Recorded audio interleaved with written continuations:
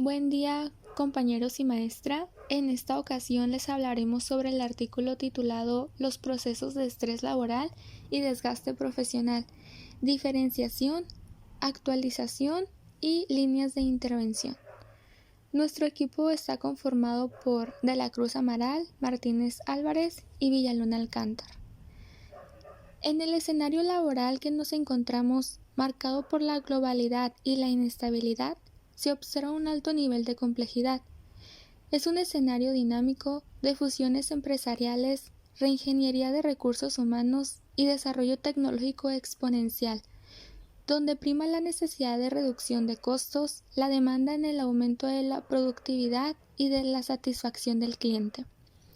Estas presiones laborales se ven además afectadas por otros aspectos sociales que también han cambiado y que suponen un añadido más a este entremado, como por ejemplo un menor nivel de autonomía, una mayor sobrecarga debido a la reducción de personal, el aumento de las demandas emocionales o que los objetivos del trabajo no estén bien definidos, no sean muy claros o no se reciba feedback sobre ellos. Todos estos cambios están llevando a una serie de consecuencias tanto personales, principalmente en materia de salud, como económicos. Según los datos de la Agencia Europea de Seguridad y Salud en el Trabajo, en el año 2009 se estimaba una pérdida de 1.250 millones de días de trabajo anuales debido a problemas de salud relacionados con el trabajo. Por su parte, el Consejo de Seguridad de Estados Unidos cifra dicha pérdida en 183 billones de dólares anuales en 2010. Esta pérdida de recursos debido al creciente aumento de los problemas de salud, pérdida de días de trabajo, bajas laborales, absentismos y abandono conllevan un costo directo a todos los niveles. En estas condiciones en las que el trabajo no facilita la integración y el desarrollo del individuo, o cuando se lleva a cabo en condiciones precarias, hace que muchos profesionales experimenten frustración y un alto nivel de tensión emocional, que conlleva un aumento de los niveles de estrés laboral y de desgaste profesional. En una reciente investigación llevada a cabo en más de 2.000 personas, trabajadores de diversos sectores, tanto públicos como privados, se observó que el 41% informaba de altos niveles de estrés laboral, 2 de cada 3 indicaban sentir un aumento significativo de sobrecarga de trabajo y un 36% un menor apoyo por parte de compañeros y supervisores. Además, 1 de cada 5 no informaba sobre su alto nivel de estrés y un 48% evitaba tomar días de baja por enfermedad, ambos por miedo al despido. Atendiendo a la evolución del número de investigaciones llevadas a cabo desde el año 2002, según las bases de datos SIGINFO, se puede observar una alta productividad ya en los inicios del siglo XXI del estrés laboral, junto con un aumento sistemático a lo largo de los últimos años en el estudio del burnout o desgaste profesional, tal y como se puede observar en la gráfica. Es importante considerar que este estudio tuvo su fin en el año 2011, por lo cual ha pasado bastante tiempo desde aquella fecha, y sería muy interesante ver este análisis con resultados recientes. Para continuar, les hablaremos sobre el estrés laboral y el desgaste profesional, definición y análisis del proceso. Selye, en la década de los años 30, descubrió lo que en su momento definió como trastorno general de adaptación, hoy conocido como estrés. Selye definió el estrés como una respuesta del organismo ante la percepción de una amenaza, caracterizada por una fase de alarma, donde el organismo se prepara para dar una respuesta, una fase de resistencia, donde aparecen los cambios específicos que permitirá enfrentarnos a la situación, y una fase de agotamiento, donde se produce un progresivo desgaste de la energía utilizada para hacer frente a la amenaza. Cuando dicha percepción de amenaza se encuentra relacionada con la organización y la gestión del trabajo, hablamos entonces de estrés laboral. El estrés laboral, según la Comisión Europea de Seguridad y Salud en el Trabajo, se define como las nocivas reacciones físicas y emocionales que ocurren cuando las exigencias del trabajo no igualan las capacidades, los recursos o las necesidades del trabajador.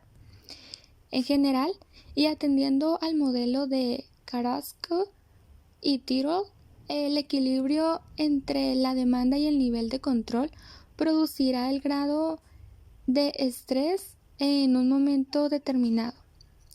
La ausencia de un proceso de recuperación tras un periodo de estrés continuado, así como la propia naturaleza acumulativa del mismo, puede llevar a un estrés crónico.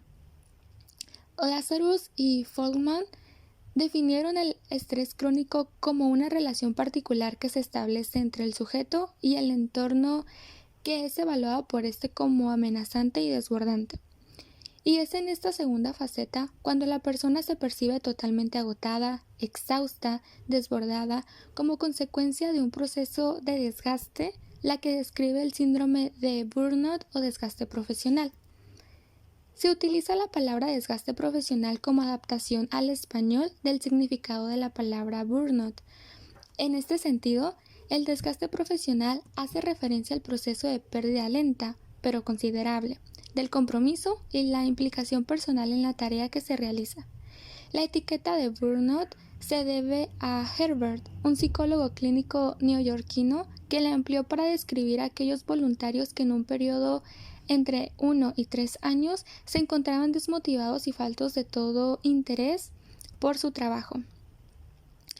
Con posterioridad, Christina Maslach dio a conocer este concepto en 1977 en una conferencia de la APA, Asociación Americana de Psicólogos. El síndrome de burnout apareció en el individuo como una respuesta al estrés laboral crónico que surge al trabajador bajo condiciones difíciles. Si bien conceptualmente las diferencias son relativamente claras entre estrés crónico, burnout y otros trastornos con síntomas similares como puede ser la depresión, no ha sido hasta muy recientemente cuando se ha podido objetivar de manera clínica estas diferencias mediante el estudio de la carga alostática. La carga alostática es el deterioro de los sistemas del organismo como consecuencia de la respuesta de estrés. En el estudio realizado por Joster y colaboradores mediante 15 biomarcadores neuroendocrínicos, inmunes, metabólicos y cardiovasculares, se observó un aumento de la carga alostática asociada al aumento de los síntomas de estrés crónico y burnout, pero no de depresión. Sin embargo, la intervención en estrés laboral y en el desgaste profesional no solo conlleva la actuación sobre los síntomas, sino sobre los distintos antecedentes o agentes estresantes, moduladores y consecuentes que pueden variar tanto a nivel personal como interpersonal y organizacional. Dentro de los agentes estresantes, las condiciones laborales, las relaciones interpersonales, ciertas características de personalidad, el tipo de organización y liderazgo, el contexto social y económico o ciertas características del diseño de la tarea son algunos de los factores más estudiados hasta el momento. Cabe destacar el estudio realizado en 63 países con una muestra de más de 420,000 participantes en los que se observan los niveles de autonomía y de libertad de elección como el factor más consistentemente relacionado con altos niveles de bienestar y menores niveles de estrés laboral y burnout.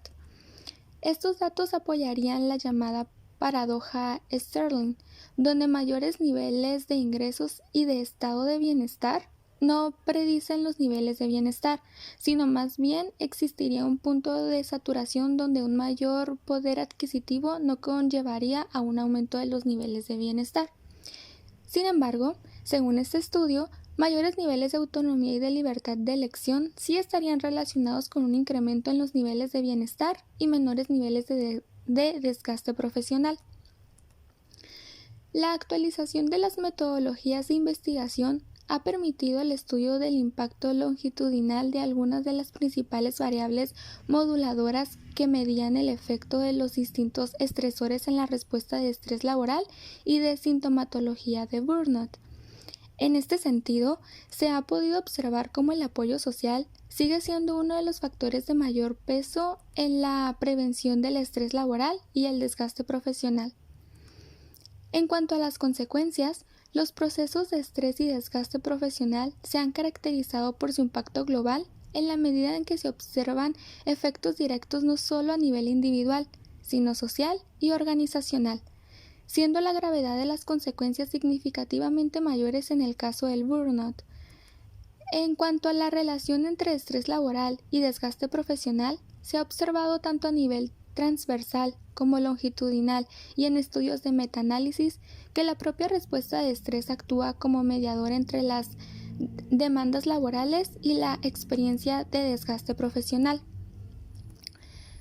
Ha sido hasta los últimos 10 años que se han empezado a estudiar factores de riesgo fisiológico e incluso marcadores físicos como medidas objetivas del deterioro por estrés laboral y burnout.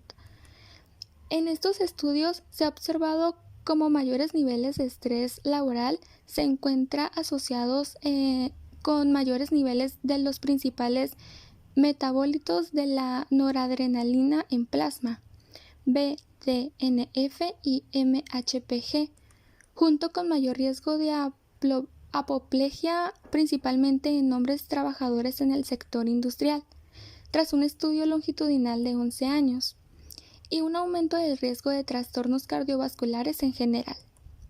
Sin embargo, un reciente estudio de metaanálisis realizado por Dan Hopond y colaboradores indican que muy probablemente, debido a las grandes diferencias en los métodos utilizados hasta el momento para evaluar tanto los biomarcadores como los niveles de desgaste profesional, aún no se ha detectado de manera consistente un perfil específico de factores fisiológicos asociados al burnout. Por otra parte, a nivel social, las principales consecuencias vienen asociadas a las actitudes y conductas de carácter negativo desarrolladas por el sujeto, como consecuencia del estrés y el desgaste profesional, tales como la suspicacia, la agresividad, el aislamiento o la irritabilidad. A nivel organizacional, entre las principales consecuencias tanto del estrés laboral como del desgaste profesional destacan el abandono o intenciones de abandono del puesto de trabajo, el absentismo laboral y un mayor número de rotación y bajas laborales. De manera relativamente reciente se han podido confirmar estos efectos también mediante metodología longitudinal y estudio de metaanálisis.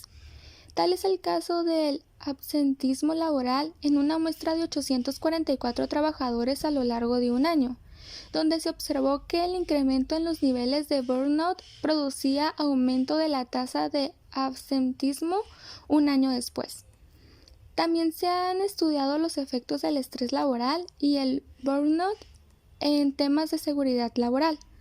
Los datos recogidos hasta el momento en un reciente estudio de metaanálisis con más de 200 muestras independientes informan de una relación positiva y un tamaño del efecto significativo en la relación entre el desgaste profesional y las conductas de riesgo y el número de accidentes de trabajo.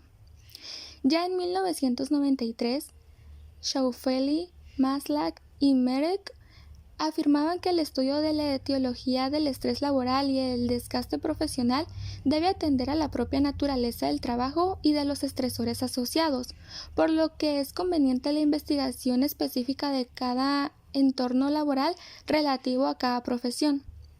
A nivel general, cabe destacar que el sector servicios sigue siendo el más estudiado y concretamente el profesorado con más de 2.000 artículos, seguido de enfermería, cuerpo de policía y médicos, con un total de 506 artículos. El número de estudios realizados en el resto de profesiones ya se encontraría por debajo de los 200 artículos aproximadamente. Bueno, mi nombre es Claudia y yo les voy a hablar sobre los modelos de estudio en los procesos de estrés laboral y desgaste profesional. Y por orden de relevancia les iré hablando sobre estos modelos y estas técnicas, mencionando brevemente en lo que consiste cada una. Para comenzar están los modelos de proceso de estrés laboral. El primero es el modelo de ajuste persona-ambiente de Harrison y este modelo consiste en la distinción entre persona y ambiente, que viene siendo su característica principal. La segunda característica de este modelo es la distinción explícita entre dimensiones objetivas y perceptivas, tanto de de la persona como del ambiente. Entonces, al establecer estos niveles de ajuste, se analizan tanto los niveles de ajuste persona-ambiente como los niveles de objetivo y perceptivo. El segundo modelo de esta sección es el modelo de facetas ampliados de Beer y Newman. Según este modelo, la presencia de estresores y de respuesta de estrés serían las dos condiciones necesarias y suficientes para hablar de una situación de estrés ocupacional. La presencia de otras facetas indicarían el posible efecto de otro tipo de variables en el proceso. Sus variables serían la faceta personal, que se compone de características pues que vienen siendo relativamente estables de la persona, como sería su personalidad, sus rasgos o características sociodemográficas.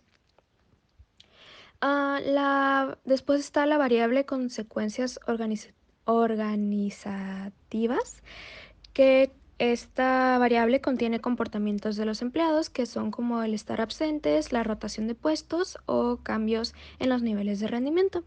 Y por último está la faceta de duración, que reconoce la importancia del tiempo en el propio proceso de estrés laboral. Después está el tercer modelo, que es el modelo cibernético del estrés laboral de Edwards. Este modelo trata de cómo integrar aspectos de la literatura sobre autorregulación y del estrés ocupacional. Y de acuerdo con este modelo, el estrés en las organizaciones podría ser conceptualizado como... el concepto de este modelo no se centra específicamente en los términos de las distintas características que conforman a la persona o al ambiente, sino que se centra más en la relación entre estos dos. Y en este sentido, el estrés organizacional, o bueno, lo define este modelo como los niveles de discrepancia entre la percepción del estado actual en el que se encuentra la persona y el estado en que la persona desea estar, en la medida en que el sujeto considera pues importante esta discrepancia entre las percepciones. Entonces, las concepciones del estado actual, tanto como del deseado, se describirían de manera amplia. Y entonces, como se abarcarían todas estas, como en una representación subjetiva de las condiciones laborales actuales, como las metas, los valores y los objetivos específicos que la persona quiere alcanzar. Entonces, la formulación de este modelo requeriría el establecimiento de metas y objetivos específicos de cada persona que fue evaluada. Y después, por último, está la cuarta teoría sobre el estrés laboral, y es la teoría de la activación cognitiva del estrés de Meurs. Esta teoría pretende integrar los modelos existentes hasta la fecha, y en el modelo original establece que es necesario realizar 4 niveles distintos de estrés. Por un lado está el estrés como estímulo, y también están los estresores, que toman ese rol en la medida en que el sujeto percibe el estímulo y lo ve o lo registra como una amenaza. Y en dicha evaluación dependería de las experiencias previas que tuvo la persona y las expectativas de resultado que tenga el propio sujeto. En segundo lugar, está la experiencia de estrés. Con esto se refiere a la percepción subjetiva, cognitiva y emocional de sentirse estresado. Después de esta está la respuesta del estrés, y esta se entiende como el paradigma, como, como el incremento cerebral cognitivo, y es como vendría siendo, lo llaman como arousal, que es este proceso de activación cuando se activa el estrés. Eso viene siendo la respuesta de estrés, el proceso de activación. Y pues en este sentido, la evaluación de la respuesta de estrés se realiza mediante registros psicofisiológicos, neuroendocrinos y psicoinmunológicos. Y de bioquímica cerebral. Y por último está el feedback de la respuesta de estrés, en donde la persona percibe los cambios producidos por la respuesta del estrés. Y lo que es lo mismo, la propia experiencia de la respuesta del estrés. Y después les voy a empezar a hablar sobre los modelos del proceso del desgaste profesional. Aquí el primer modelo es el de demandas y recursos de Merouti y colaboradores. En este modelo se hace énfasis principalmente en la existencia de dos líneas paralelas de desarrollo. Por un lado están las demandas laborales y el desgaste o agotamiento profesional, y por otro lado están los recursos laborales y la desimplificación. Este modelo asume que cuando las personas se encuentran en una situación donde las demandas laborales son altas y los recursos son limitados, entonces se producirá una situación de desgaste energético y una situación de desmotivación, que pues esto promueve el desarrollo de un desgaste profesional. Las demandas laborales se refieren a aquellos aspectos físicos, sociales y organizacionales que requieren un esfuerzo físico o mental mantenido y que por tanto conlleva un coste psicológico y fisiológico. Entonces el proceso de desgaste seguiría dos caminos. El primero relacionado con el agotamiento y la extenuación producidos por la sobrecarga de las demandas laborales, y el segundo camino se estaría vinculado con la falta de recursos que incrementa los efectos negativos de las demandas y que por tanto genera en conductas pues de abandono. Después está el modelo de conservación de recursos de Hopful. Esta teoría profesional se centra principalmente en los factores cognitivos y del ambiente asociados con recursos personales. Estos son concebidos como objetos o características personales, condiciones o energías que son valiosos por sí mismos o que proveen o protegen recursos valiosos para la persona. Entonces, los recursos se convierten en el factor central de este modelo. El principio básico de esta teoría dice que las personas intentan adquirir o mantener y proteger los recursos que poseen, percibiendo la pérdida potencial o real de recursos, así como la pérdida de una ganancia esperada como estresante. Entonces, la pérdida de estos recursos o el simple hecho de una amenaza a una pérdida se convertiría en agente causante del estrés. En este sentido, el desgaste profesional, o como lo llaman el burnout, se concibe como el resultado de esta pérdida global o amenaza de pérdida de recursos valiosos, y por tanto un síndrome fundamental de agotamiento de recursos. En la teoría Hopful, esta teoría Hopful sugiere que las características personales podrían actuar como un cierto tipo de moduladores frente a la experiencia del estrés. Y también desde este modelo las relaciones sociales son vistas como un recurso, en la medida que son pues proveedores o tal vez facilitadores de la preservación de ciertos recursos que son valiosos para el sujeto. Y pues esto sería todo por mi parte. A continuación mi compañera Daira continuará explicando los modelos restantes que forman parte de los modelos de proceso de desgaste profesional. Bueno, yo ahora voy a continuar con el modelo de esfuerzo recompensa de Segrest. Bueno, este modelo nos dice que es importante los roles sociales en medida en que estos puedan ofrecerle a la persona oportunidades de contribuir o realizar tareas. De esta manera se generan sensaciones de autoeficacia. También ofrecer oportunidades de sentirse recompensados y valorados. Esto puede incrementar la autoestima de la persona y también pues el que ofrezcan oportunidades de pertenencia a un grupo significativo para la persona. A partir de esto se establece en esta teoría que la falta de reciprocidad o equidad entre ganancias y costes puede ser un causante de un estado de distrés emocional que puede generar un desgaste profesional y problemas de salud.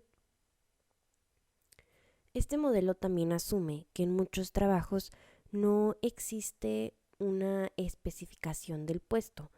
Esto sin que tenga como un equilibrio tanto en los esfuerzos requeridos y las recompensas que se otorgan. Entonces la persona puede llegar a sentirse que es tratado injustamente y falta reconocimiento. Todo esto debido a este sistema inapropiado de recompensas y pueden generar una serie de respuestas de estrés. Estar expuesto a esta experiencia recurrente puede impedir que obtenga la persona la capacidad de regulación y adaptación al entorno. Entonces, a largo plazo, como mencionaba, el tener este nivel de desajuste entre los altos niveles de esfuerzo y la baja recompensa puede conducir a un desgaste profesional y aumentar el riesgo de enfermedad como consecuencia del estrés mantenido. Ahora continúo con el modelo transaccional de Moreno Jiménez. Antes de entrar de lleno con este modelo, se necesita hablar de las investigaciones clásicas en estrés organizacional y desgaste profesional. Estas generalmente se centran en los efectos directos de las variables organizacionales, sociales, de la tarea o también las variables de personalidad. Estos siendo causantes e independientes del proceso de estrés. Pero si seguimos el modelo teórico cognitivo motivacional relacional de Lazarus, lo anterior puede llegar a entrar en conflicto con la parte de que las respuestas emocionales son dependientes de los significados relacionales que se construyen a partir de esta interacción que existe entre la persona y el ambiente. También Lazarus considera que es ineficaz, por lo tanto, intentar modificar las condiciones laborales, siendo esta como una medida de reducción del estrés, sin tener en cuenta los objetivos, las metas, los recursos y las creencias de los trabajadores.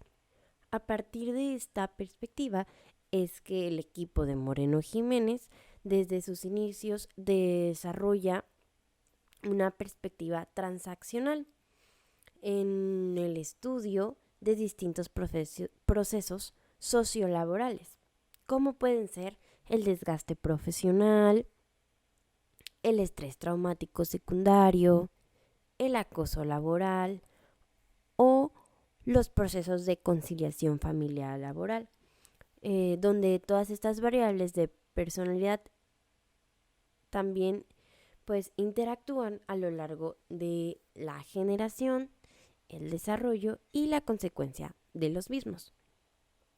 Como podemos observar en el modelo, aquí en los antecedentes están las características organizacionales, características personales e interpersonales y las características de la tarea que mencionaba al principio de las investigaciones clásicas que mencionan que provocan el burnout, donde también se agregan pues las variables moduladoras de las que hablaba ahorita, puestas por el equipo de Moreno Jiménez y pues las consecuencias que trae todo esto y pues que también son consecuencia de los mismos. Bueno, ahora continúo con el modelo de interacción entre individuo y organización de Lader y Maslach. Ellos, a través de un conjunto de datos normativos donde participaron más de 8,000 personas, los cuales cumplen con diversos trabajos, entre ellos a través de países como Canadá, Estados Unidos o también otros lugares como Europa y Asia. Michael Lader y Christina Maslach validaron la escala de vida laboral. Este cuestionario trata de recoger algunas variables tanto individuales como organizativas, los cuales son identificadas por los autores como áreas más relevantes del entorno de trabajo. Entonces, Este modelo considera que un desajuste entre las personas y su entorno de trabajo en esas áreas que encontraron puede reducir su capacidad de energía, de implicación y sensación de eficacia, mientras que si existe un ajuste, produciría lo contrario. Esto sería que se aumentan los niveles de compromiso. Una de las áreas más importantes sería la carga de trabajo. Esta se define como la cantidad de trabajo que se realiza en un momento dado. Los autores afirman que si el volumen de trabajo es accesible, esto ofrecería la oportunidad a la persona de poder disfrutar esa tarea y así poder conseguir los objetivos laborales y su desarrollo profesional. Pero, al contrario, el exceso de trabajo no solo sería simplemente un desfase o exceso en los requisitos para conseguir un nuevo reto, sino que iría más allá de los límites humanos. Otro factor muy importante es el control, el cual se define como la oportunidad de hacer elecciones y tomar decisiones, resolver problemas y contribuir al cumplimiento de responsabilidades.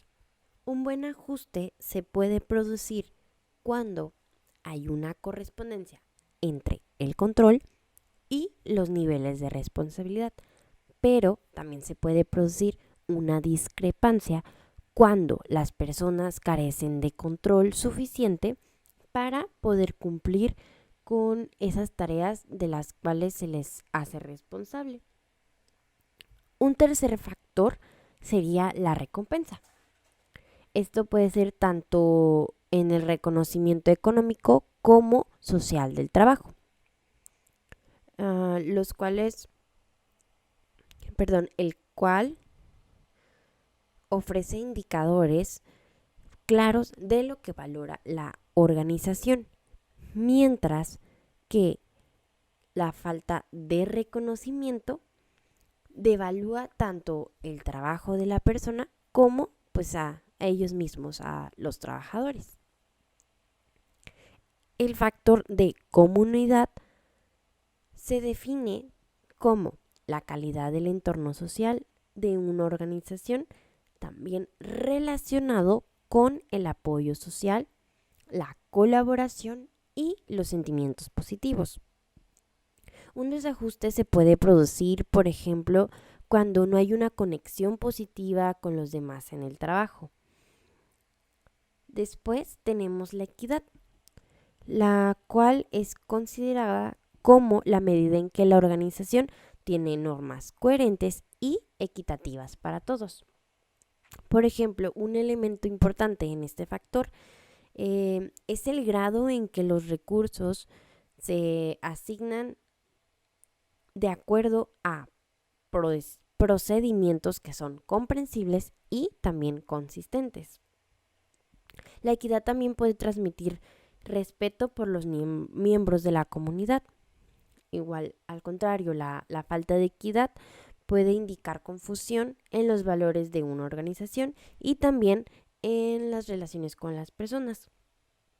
Por último, también los autores consideran que los valores son como lo que la organización y sus miembros consideran importante. En este caso, cuando los valores organizacionales y los personales son congruentes, los éxitos son compartidos. Pero, al contrario, cuando hay diferencias entre estos valores, tanto los de la organización y los personales, o también cuando la organización pues no practica sus valores, pueden producirse desajustes que generen tanto estrés y desgaste. Por último, tenemos burnout como un proceso de desilusión en la profesión de ayuda de Edelwich y Brodsky.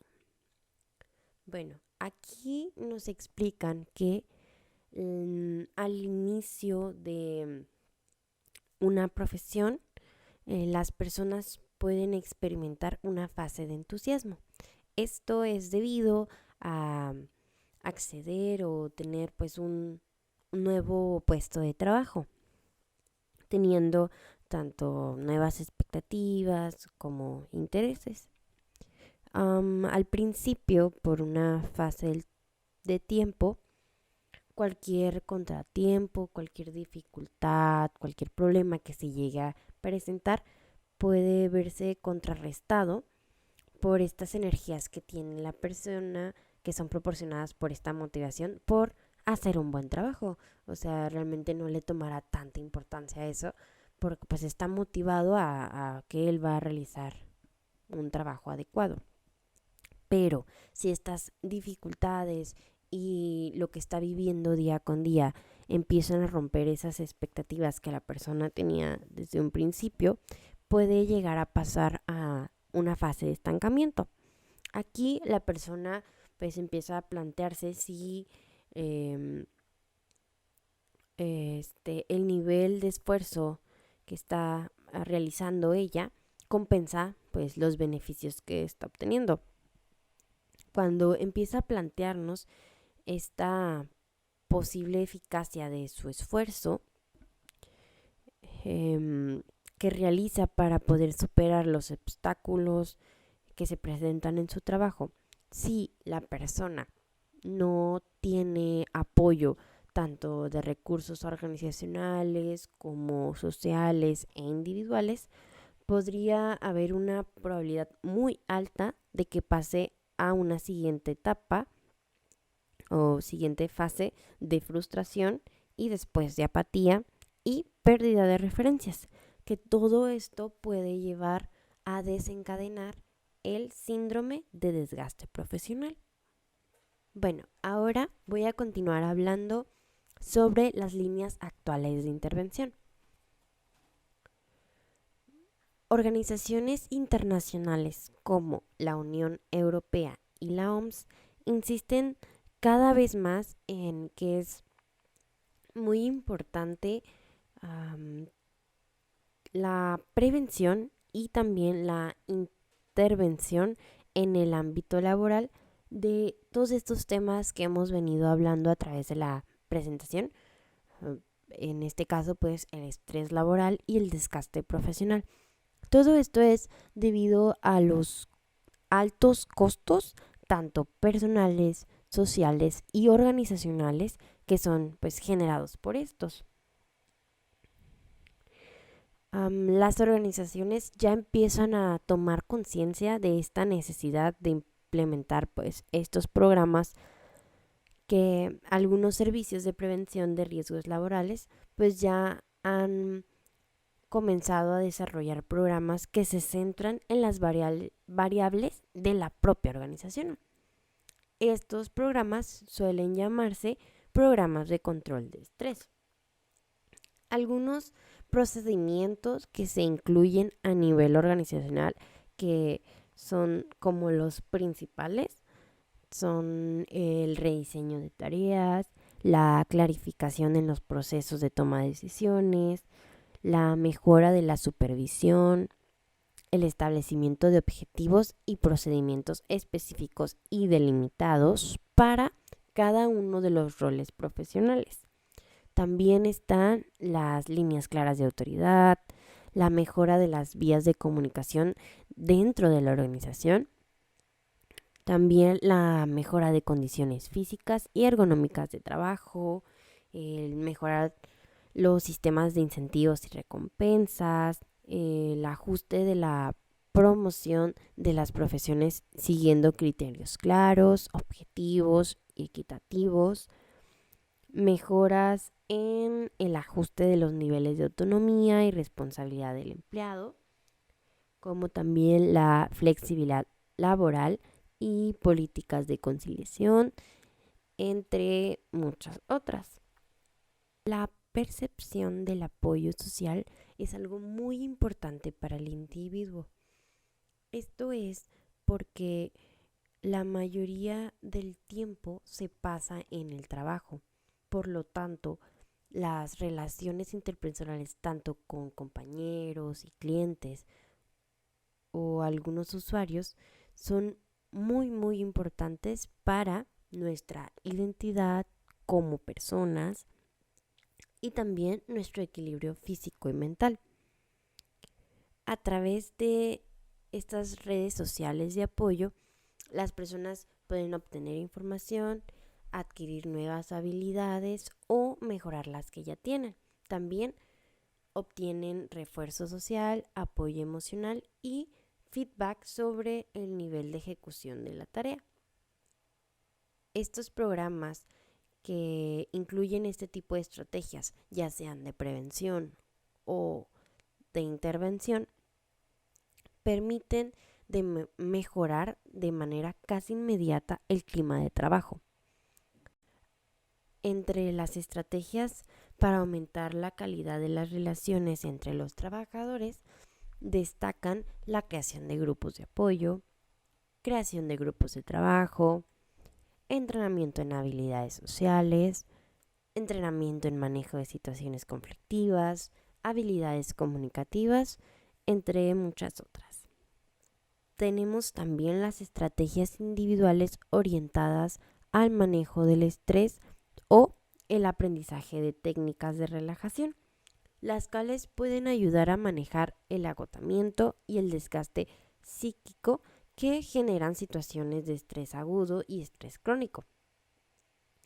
Aunque estas son poco eficaces en el lugar de trabajo. Esto es porque las personas tienen menos control sobre las fuentes de estrés. Después tenemos en la parte de prevención del desgaste profesional a un nivel individual, en el cual se recomiendan otros tipos de programas, los cuales pueden ser el entrenamiento en resolución de problemas, el entrenamiento para manejar eficazmente el tiempo, la adopción de estilos de vida saludables para que faciliten el distanciamiento del trabajo en horario extralaboral, entre otros. Bueno, entre estos, se puede destacar el entrenamiento en solución de problemas. Aquí, pues lo que busca es ayudar a las personas a resolver problemas y mejorar su toma de decisiones. Esto es, se les entrena para que ellos aprendan a identificar y reconocer el problema que se está presentando, detectar las alternativas que tiene, elegir la respuesta que es más adecuada y verificar que ésta haya sido la más idónea para la situación que se estaba presentando. Muchas de las líneas de desarrollo que son más actuales en cuanto a estos programas de control y manejo del estrés y desgaste profesional están orientadas principalmente a usar nuevas tecnologías para poder así elevar los índices de penetración en el mercado laboral y de adhesión por parte de los participantes. En este sentido, se han publicado recientemente algunos datos empíricos sobre los efectos de este tipo de intervención. Son con soporte web o de apoyo mediante el uso de foros online. También tenemos las terapias basadas en la aceptación y el contacto con el momento presente. Poco a poco han ido acumulando evidencia a favor de utilizarse. Esto en el ámbito laboral, con el objetivo de prevenir o reducir el estrés y otros efectos negativos del entorno laboral. Tenemos primero la terapia de aceptación y compromiso. Esta lo que busca es aumentar la flexibilidad psicológica del individuo. Esta flexibilidad psicológica es estar en contacto contacto con el momento presente como un ser humano consciente y en base a lo que la situación te ofrece, de acuerdo con unos valores elegidos. Bueno, durante esta intervención se trabajan 6 componentes: la aceptación, la difusión cognitiva, el contacto con el momento presente, el yo como contexto, el esclarecimiento de los valores del individuo y la acción comprometida. Cada uno de estos procesos no solo son una estrategia para prevenir y aliviar el estrés o el burnout, sino que también son habilidades psicológicas positivas. También tenemos las terapias que son basadas en el mindfulness. Estas buscan que el individuo mejore sus capacidades de concentración en el momento presente y de esta manera focalice su energía y su atención sin juzgar. Tenemos varios estudios de intervención que han demostrado que estas terapias de aceptación y compromiso, las primeras que mencionaba, son eficaces en el entorno laboral. La investigación ha encontrado que entre mayores sean estos niveles de flexibilidad psicológica y o el aumento de la misma a través de estas intervenciones, está más relacionado con resultados positivos tanto para los empleados como para las empresas. También se ha encontrado que son muy eficaces para la prevención del desgaste profesional, como también para su reducción y también del estrés laboral. Y que aunque son importantes las características del ambiente de trabajo en estos programas de intervención como de estrés laboral, como de desgaste profesional, los procesos pues que están basados en la aceptación, los valores y el mindfulness muestran una relación todavía más fuerte y consistente en la reducción de ambos. Por último, tenemos la línea de intervención que son estos programas que están enfocados en el desarrollo de estrategias de resistencia, resiliencia y recuperación, los cuales buscan aumentar la resiliencia de todos los empleados a través de entrenamientos que están enfocados en hacer más fuertes a los individuos ante este estrés, de esta forma que simplemente pues no llegue a manifestarse.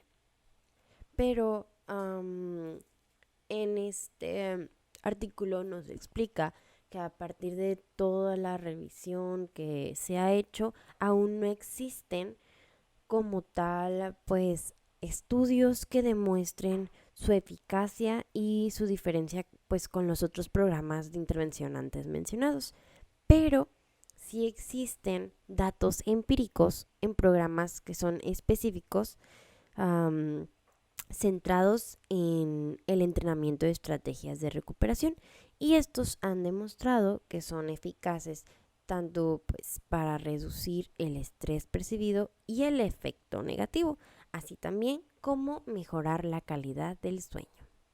Esto ha sido todo por nuestra parte. Les agradecemos mucho su atención.